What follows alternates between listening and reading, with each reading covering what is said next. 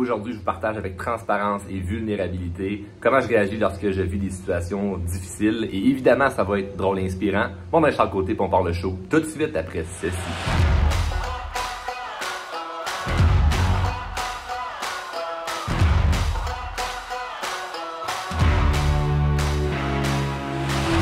Bon, alors aujourd'hui, c'est pas la meilleure journée de ma vie. Je n'ai déjà eu des meilleures.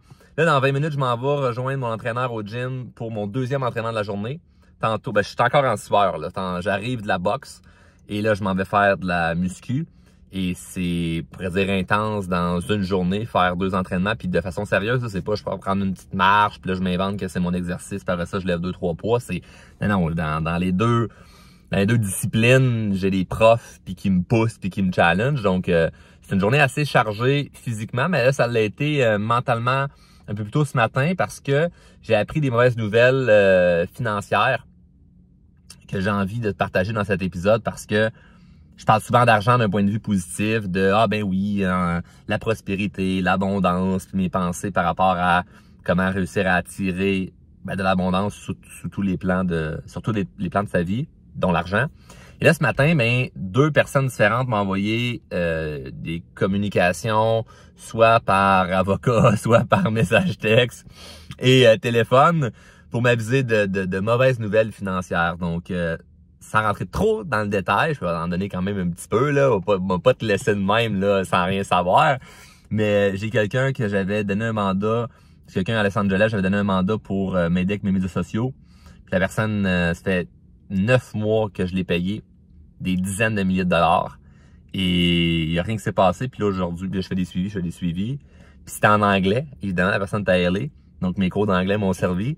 Donc là, mes cours d'anglais vont servir à essayer de négocier, de me faire rembourser parce que la personne m'a envoyé un message ce matin pour me dire que, je me ferai pas rembourser tout de suite parce que la personne s'est fait frauder par son ancien partenaire. Puis là, c'est tout le temps des hosties d'histoires, de le monde, ils font pitié, puis c'est pas de leur faute. Chaque fois que quelqu'un te doit de l'argent, j'en ai eu du monde qui ont dû me rembourser de l'argent ou qui m'ont jamais remboursé dans ma vie. Et c'est tout le temps la même histoire. Fait que tu le sais déjà d'avance. Si t'es quelqu'un qui a déjà prêté de l'argent, tu sais ce que je veux dire, le feeling de on t'invente une histoire, puis c'est tout le temps le même monde qui font pitié. Puis moi, aujourd'hui, ce que j'ai appris de ça, pas aujourd'hui même avec les défis que je vis en ce moment et que je vais te raconter, mais avec l'expérience de vie, d'avoir fait des affaires, d'avoir fait confiance à des gens, puis finalement, des fois, de te tromper, c'est n'investis pas temps et argent avec des gens malchanceux. Tu sais, les gens là, qui sont tout le temps malchanceux, là.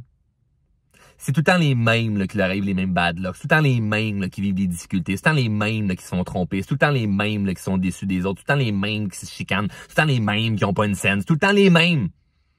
Moi, je n'investis plus temps et argent avec des gens qui sont malchanceux. Comment tu le sais? C'est à force de bâtir la relation avec quelqu'un. Des fois, tu n'as pas le temps. Des fois, tu as une opportunité, tu la saisis. Quand je dis opportunité, ça peut être en affaires comme en relation, ça te coûte rien financièrement. Là. Je mets tout ensemble. Ça prend du temps avant de comprendre les gens, comprendre le comportement humain, puis c'est une sorte drôlement inspirant. On forme des gens au niveau de la communication, on forme des gens au niveau du people skills, comment être bon au niveau relationnel, la confiance sociale que j'appelle. Et même si je me considère comme étant très, très, très bon au niveau du people skills, ça reste que j'ai pas réponse à tout, ce que c'est tout le temps parfait. Fait que tu sais, je me suis fait avoir ce matin avec fait avoir, je veux dire, ça fait des mois que j'attends un service d'une entreprise ou d'une personne qui n'est pas rendu. Puis là, on m'annonce que, on va te rembourser parce qu'on est pas capable de livrer le mandat, mais on sait pas quand. Fait que ça, c'est comme, quand? Je veux dire, moi, c'est en ce moment que mes enfants doivent manger, là, pas dans un an. Puis heureusement, je suis pas pogné à la gorge financièrement, mais ça reste quand même que je suis pas indifférent de perdre de l'argent. Je suis pas Jeff Bezos, pour l'instant. Mais par contre, qu'est-ce que je fais avec ces réactions-là? D'un, ce matin, quand j'ai reçu la mauvaise nouvelle, je suis revenu, comme tout de suite, après avoir lu ce message-là, je suis revenu à mes objectifs de l'année, mes objectifs de vie, puis puisque mes objectifs de vie sont nettement plus grands que le problème que je vis présentement, je peux pas trop passer de temps à m'acharner sur le problème. Je te donne un exemple. Hier, j'étais en coaching avec des clients du programme Elite, qui est qui est le meilleur programme de formation qu'on a présentement chez Drôlement Inspirant. On a formé des centaines de personnes, puis on change la vie de beaucoup de gens avec cette formation-là, partout dans la francophonie. Et un de nos clients m'a posé la question, Charles, c'est quand le moment dans ta vie que tu as eu le plus de dettes, puis comment tu te sentais?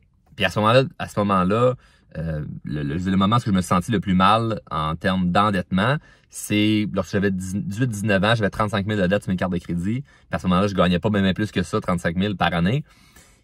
Et je me sentais pas nécessairement mal parce que moi, mon objectif, c'était de devenir millionnaire.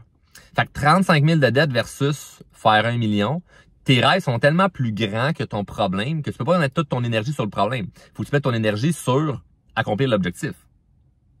Puis là, le problème avec beaucoup de gens qui, que ce soit financièrement ou relationnellement ou physiquement, ils ont de la difficulté à sortir de leur zone de confort, c'est parce que leur objectif est pas nécessairement plus haut que leur problème.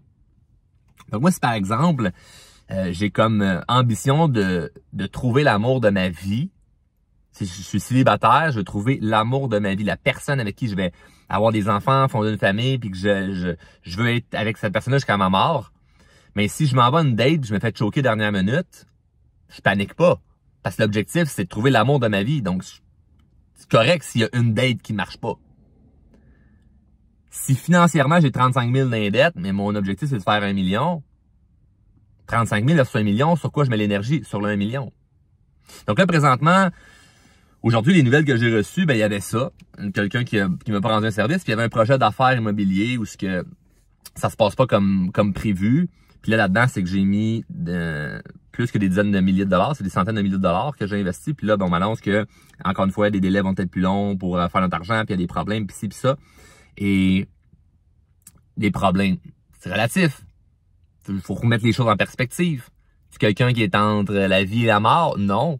Donc moi, quand il m'arrive, tu sais, là, je raconte ça à froid de même, puis tantôt, ma conjointe arrive parce qu'elle disait, est-ce qu'on dirait qu'il n'y a rien qui t'énerve, tu sais? Elle dit, n'importe qui de mon entourage apprendrait les nouvelles que tu as apprises aujourd'hui, s'écroulerait, se dirait, ben voyons donc, pourquoi ça m'arrive à moi, je dois même malchanceux, puis elle dit, toi, t'es là, puis tu ris, tu sais.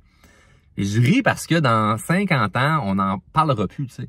Mes objectifs sont tellement plus grands que le problème que j'ai présentement que je peux pas tout mettre mon énergie sur le problème. Fait que le fait d'avoir vécu aujourd'hui une déception face à des projets d'affaires n'est pas supposé changer le fait que je vais quand même faire ma boxe. N'est pas supposé changer le fait que je m'en vais quand même faire ma muscu. N'est pas supposé changer le fait que j'ai un rendez-vous après-midi, il faut que je fasse de la route pour me rendre quelque part. Ne change pas mon souper d'affaires que j'ai à soir. Ça change rien là-dedans. Par contre, dans tout ça, je pourrais m'auto-saboter parce que ma journée va mal. Je préfère m'entraîner moins fort ou je vais te choquer. Moi, ce que je vais faire en réaction avec la déception que j'ai face à des choses que je ne contrôlais pas à 100%, c'est être encore plus sharp dans tout le reste. Fait que quand je vais rentrer dans le gym, là, m'a tout donné. M'a levé tous les poids du gym.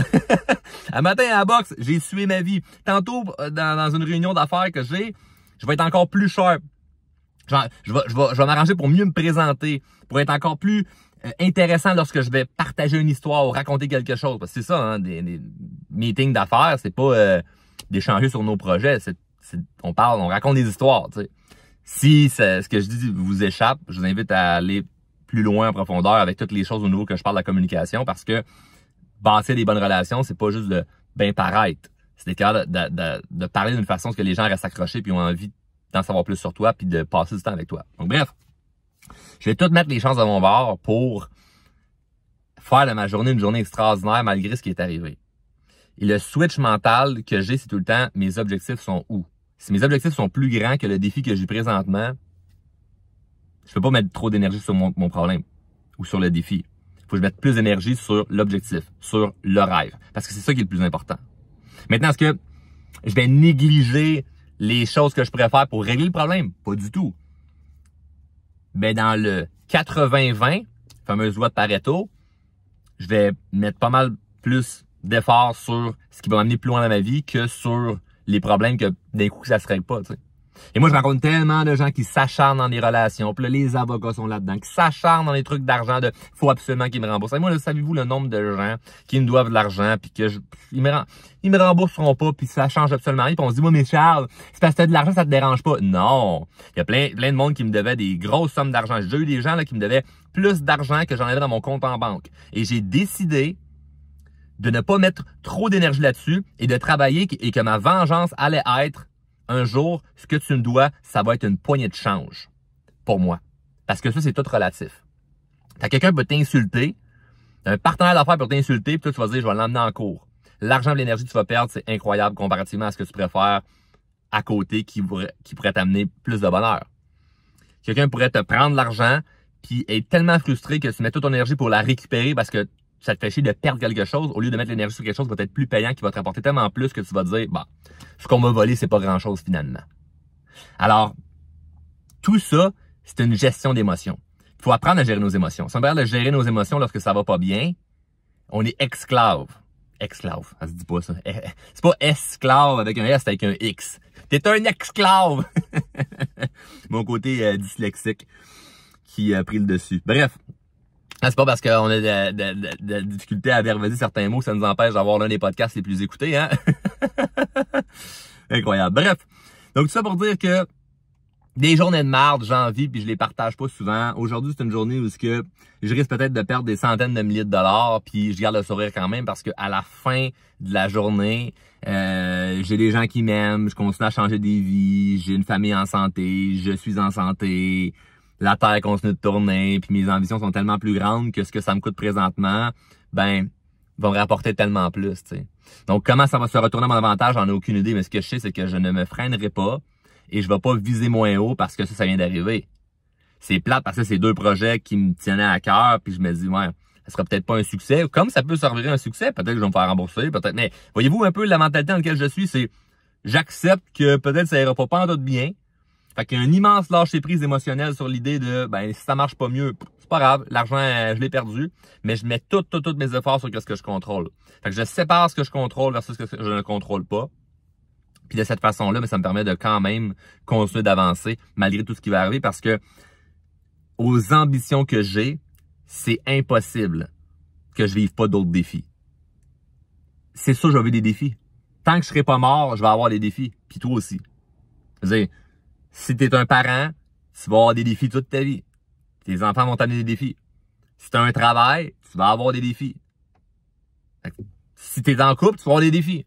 Puis tout ça, c'est des choses de fun, là. Avoir des enfants, c'est le fun, mais ça amène des défis. Avoir un travail, c'est le fun, tu fais de l'argent. Puis du travail, ça peut être une business, vivre de tes investissements, mais l'argent, ça amène des défis. C'est le fun de faire de l'argent, mais ça amène des défis. Être en couple, c'est le fun, mais ça amène des défis. Fait que tout ce que tu fais présentement va t'amener des défis. Fait que c'est inévitable. Fait que pourquoi t'es surpris? Moi, quand le téléphone sonne, c'est une mauvaise nouvelle, c'est comme, c'est dommage d'avoir des mauvaises nouvelles dans la vie. Je t'en vis, Chris. La journée où j'aurai plus de mauvaises nouvelles, c'est la journée où je vais être mort. Et ça, de comprendre ça, est une grande libération. Je vous souhaite à tous de comprendre ça. Puis, je l'explique dans d'autres épisodes de podcast. Puis, il y a beaucoup d'outils qui pourraient t'aider avec ta gestion des émotions qu'on offre pour les gens qui font partie de la communauté privée Les Drôlement Inspirés. Si tu ne fais pas encore partie de la communauté privée Les Drôlement Inspirés, je t'invite fortement à aller la rejoindre. C'est sur Facebook. Tu fais ta demande, il y a un formulaire à remplir.